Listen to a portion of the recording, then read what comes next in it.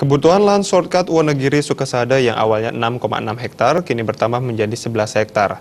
Hal tersebut akan memerlukan anggaran yang lebih besar dari sebelumnya dan saat ini Pemkab Buleleng masih mendata puluhan warga yang terkena titik pembangunan shortcut. Pembebasan lahan untuk shortcut titik 5 dan titik 6 akan dilakukan tahun ini. Pembebasan lahan setelah Pemkab Buleleng mendapat kepastian perubahan trase atau jalur lintasan shortcut dari Balai Besar Pelaksana Jalan Nasional.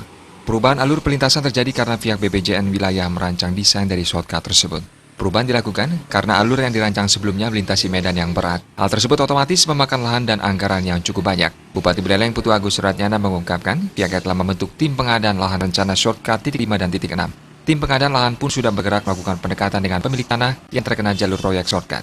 Pemkab Buleleng menunjukkan keseriusan untuk membangun infrastruktur yang diimpikan masyarakat, terlebih segi pembiayaan sudah siap. Ya, saya kan semangat saya untuk bagaimana Buleleng ini bisa cepat terhubung dengan baik. Itu merupakan istilahnya merupakan semangat utama dalam saya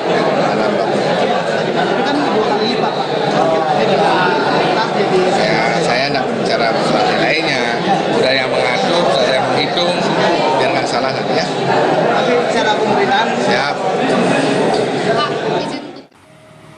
Perubahan trase perlintasan mengakibatkan panjang shortcut akan jauh melebihi dari jalan yang sudah ada. Awalnya panjang ruas jalan utama dari titik 5 Desa Wonogiri sampai titik 6 di Desa Gitkit hanya sejauh 1,5 km, sehingga kini bertambah menjadi 1,8 km. Komang Yuda, Bali TV.